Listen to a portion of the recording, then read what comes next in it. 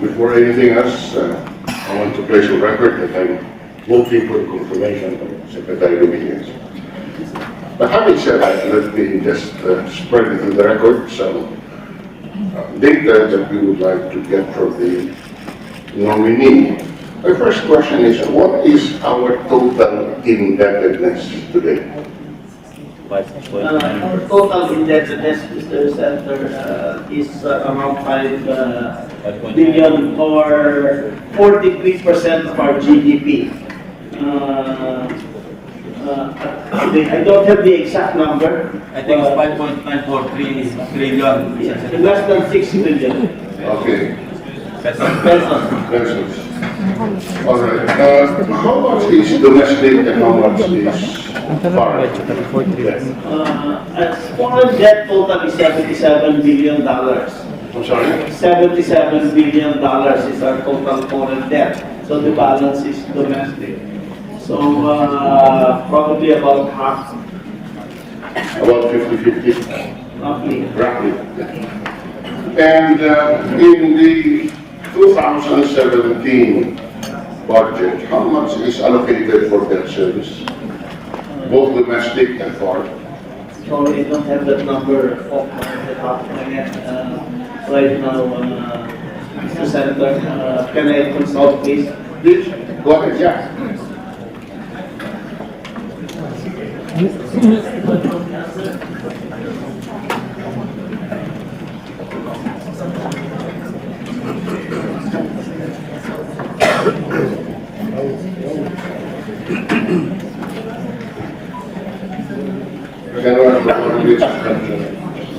The session is suspended.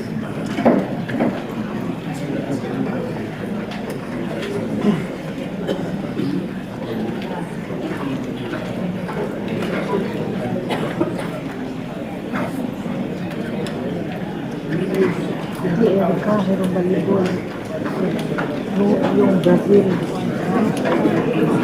Yung, di ba next week yun? Meron pa rin ito. Dito pa ko nag-share ng mga ha? Maganda ko na. Ano maganda? Ano pa maganda? Wala ko?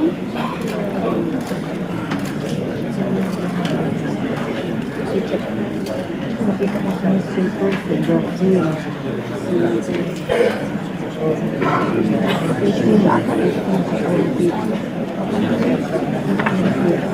Baka nagpunta yun sa Brazil.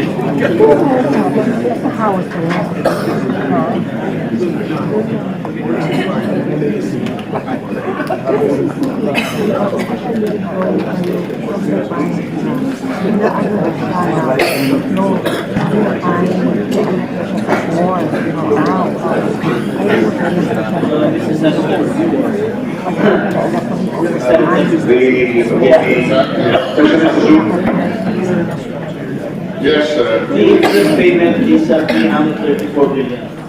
34 billion. 334 million for 2017. Yes. 2017. Yes.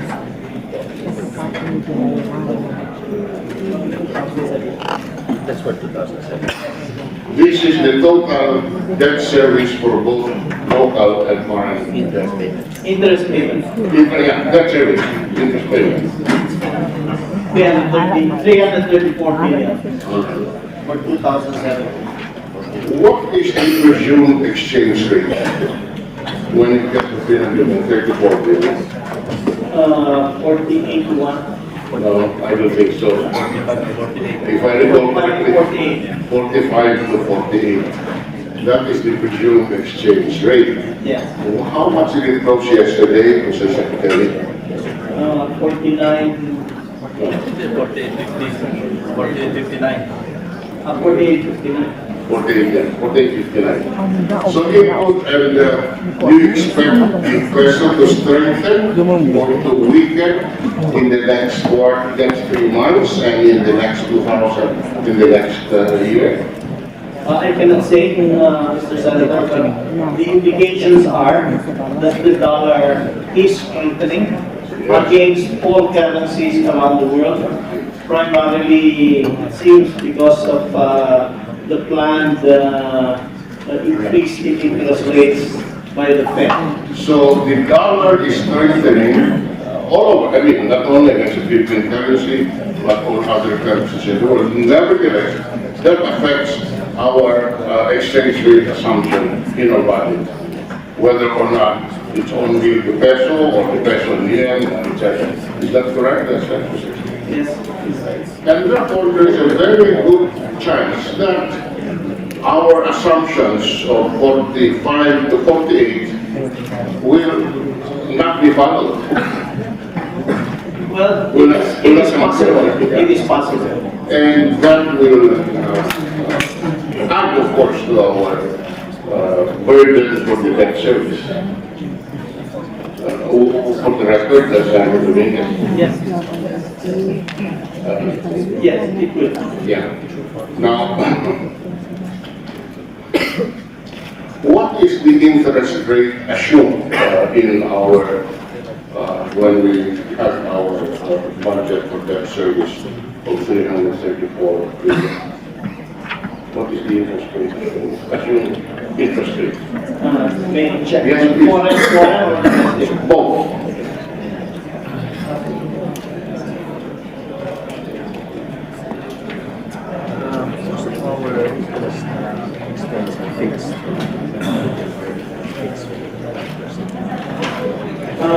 Most of our debt is fixed at 5%.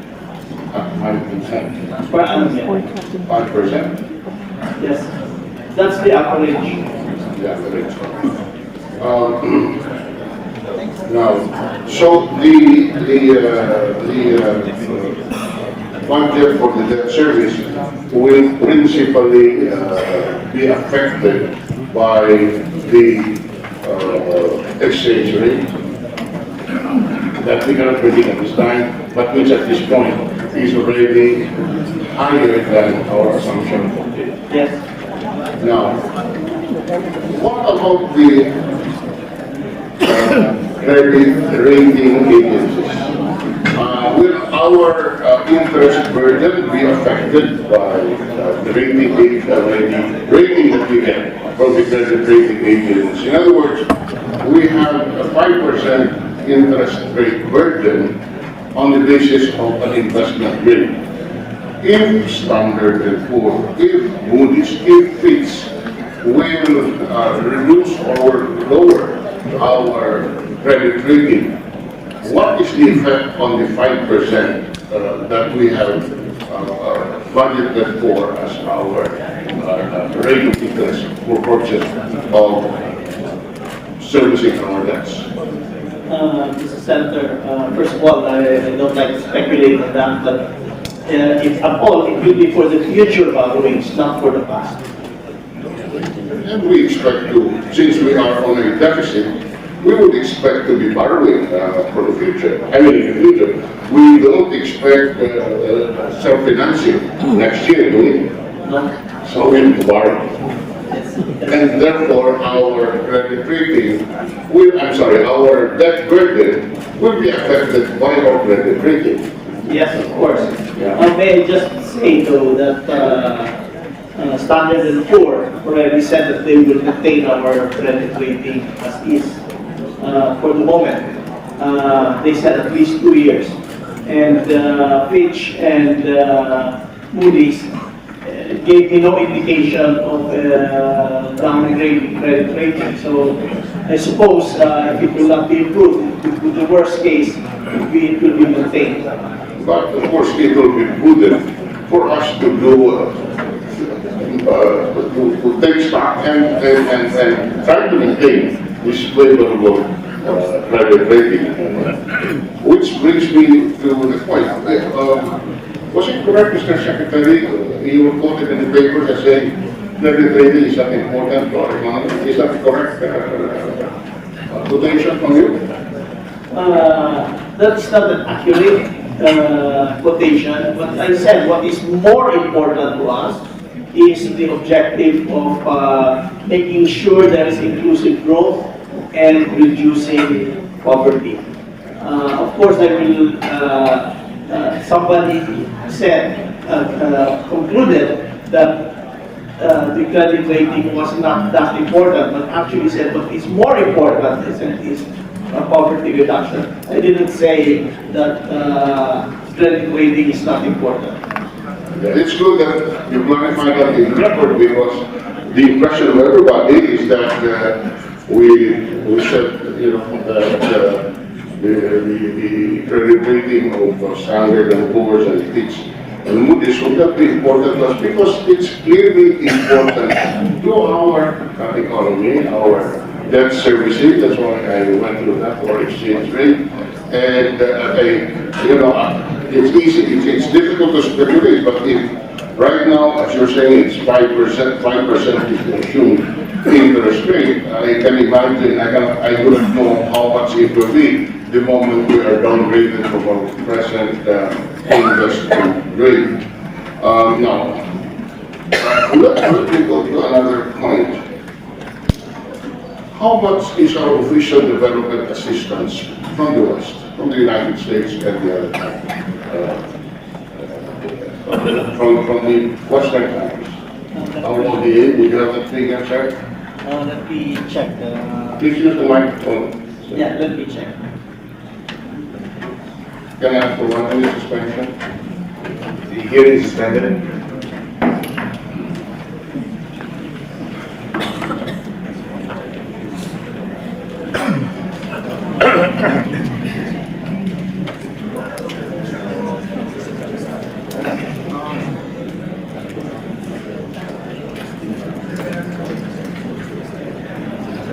Thank you. Our total The hearing is resumed. Proceed. Our total ODA from the U.S.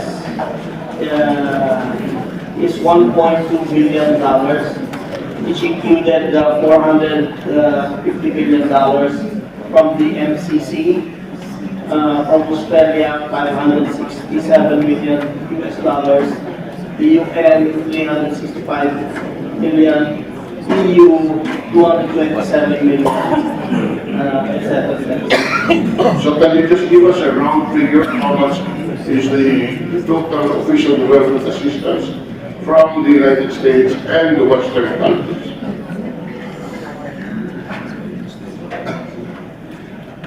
The total is $3 billion. How much of that? Sorry? $3 billion. $3 billion. $3 billion in official. That's total. That's Yeah, total. total. From the US, the EU, Australia, Japan, probably, and all of that. Yes.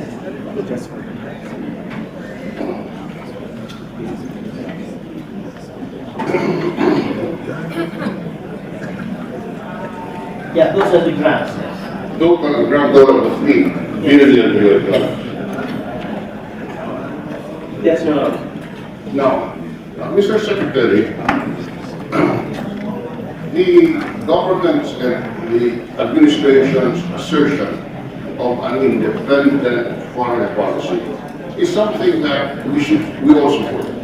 Because in fact, that is in our constitution that we should maintain an independent foreign policy.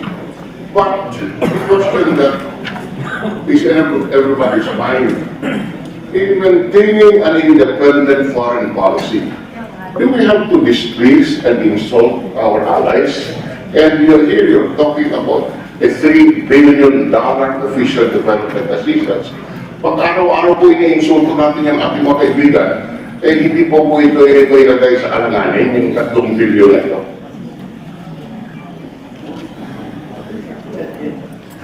Are you asking questions? Yes, Mayor.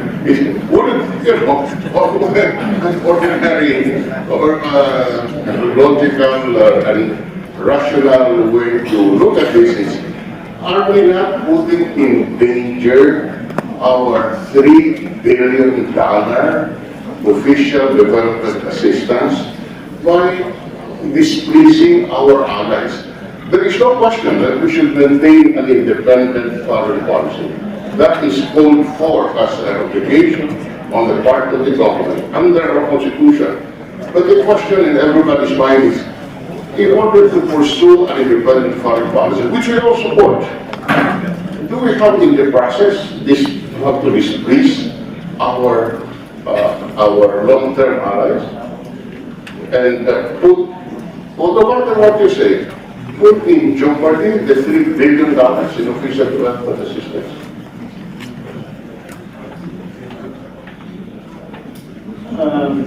I think that there might be a school of thought that would say that it is not advisable to do that. Do you belong to that school of thought, Mr. Secretary? I'm not the foreign affairs minister. But I would say that yes, there's some logic to what you're saying. Sometimes Congress can be logical, Mr. Secretary. All the time. I'm glad that we were able to put that on the record, that at least the Secretary of Finance has some independent policy that he wants to pursue in his term. But indeed, that is the cause for concern for the citizenry, Mr. Secretary. And I'm glad that you have associated yourself with that concern. Because indeed, I will repeat, an independent foreign policy is a constitutional duty of the President. But in the process, it is the concern of the citizens. It is entirely possible to pursue an independent foreign policy without insulting our long-term allies from whom we have about $3 billion in official annual development assistance. Now, I will go to another point. Before we proceed, Mr. Drilon, we just like to place on record the presence of Senators Recto and Aquino. They are here. For the record. Thank you. Please proceed, Senator Drilon. Just another point. The matter of our GSP, or General System of Preference. General System of Preference, the GSP, where we enjoy preferential tariff rates for our products in countries where we have a general system of preference. In what countries do we have a GSP, general system preference set up? I'm not sure of the entire list, but certainly in the ASEAN and the US. The ASEAN and the US, Yes. the EU. Yes, we have some, but they are actually talking to us about negotiating a better deal Yes. for both sides. I think I don't know if you have people who can verify that here, since the customs since you're within the finance secretary. For example, in the European Union, our enjoyment of preference in the tariff rates for our products was premised on our passage of certain laws. For example, we have to pass last Congress the law which imposed very high penalties on illegal fishing, unrestricted fishing because of the preferential tariff rates that our tuna products from General Santos bring to the level would enjoy under the general system of preference. Now, would you know what is the value or what is the value or the benefit that we enjoy out of this, let's say, the GSP in the United States? Offhand, I don't have the value. I'm sure that access to their markets is certainly very meaningful to our exporters. Very substantial to our exporters. Yes.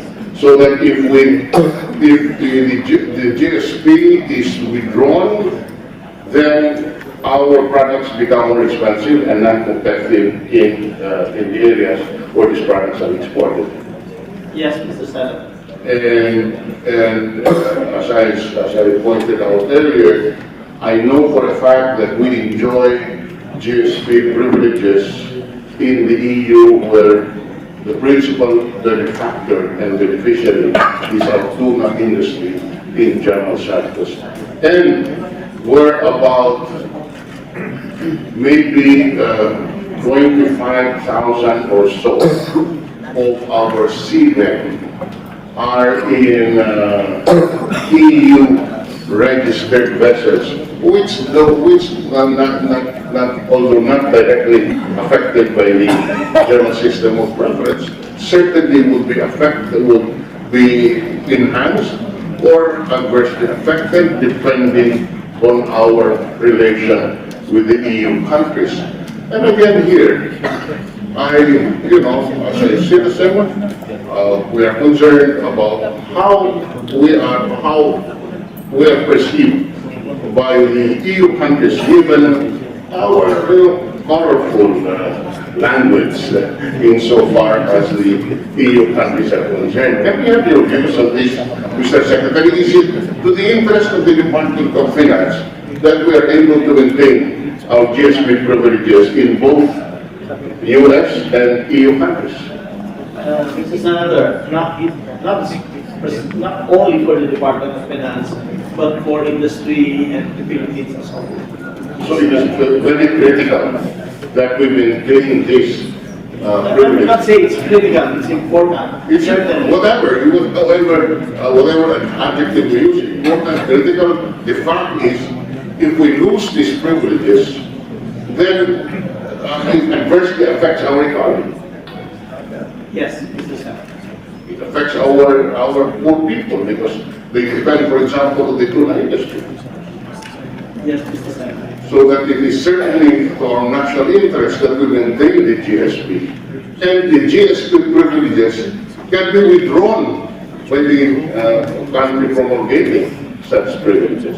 Would you agree with that? Yes, Mr. Senator. So again, this is one area of concern that we want to relate to you as Secretary of Finance. One final point. In the past, there has always been a discussion on the discrepancy between the value of the exports from China to the Philippines and the value of the imports of the Philippines from China. In other words, if you look at the Chinese records of the export to the Philippines, it is much higher than the value of the imports of the Philippines from China in any given period. What does this mean? It means there is something in the valuation of the products from China being exported to the Philippines because there's a huge discrepancy. Just as a starter, how much is the discrepancy, if you recall, Mr. Dominguez? I don't recall specifically for China, but I recall for the entire world to us, it's 1.8 trillion pesos. I'm sorry? 1.8 trillion pesos differential. Okay. The differential between the value of the products The reported export. the reported export of all the countries, and the value of the imports on our record, the difference is 1.8 trillion pesos in terms of value. Yes. And how much, I know there are different lines in the tariff and customs code, but how much do we lose in terms of tariff, the tariff and It's estimated at 230 billion pesos. 230 billion pesos. What is our program to try to correct this? Well, certainly we are tightening up in the customs here, but we are also going to be sending people, including agricultural attachés, to our major trading partners to go line by line because who the exporters and who the importers are, who the receivers here are. So we can identify the receivers here. I think that's the systematic way to go about it, Mr. Senator. If I'm not mistaken, I think the bulk of the values is coming from China. Yes. Is that correct? Mr. Senator. Yes. You are correct, Mr. Senator. So, a bottle, just for the understanding of everyone and for my understanding, it would appear that there's a lot of smuggling going on. Smuggling under declaration. Yes. Yes, technical smuggling. That is possible. So, well, I support the confirmation of Secretary Rodriguez because of the challenges that he faces in all fronts, from diplomatic to, smuggling, to our relationship with our trading partners. We have not even touched the surface, but when Mr. Dominguez comes before the Senate next year, I will look at his hairline, whether he has received it or not. So thank you very much, sir. Thank you, Mr. Senator.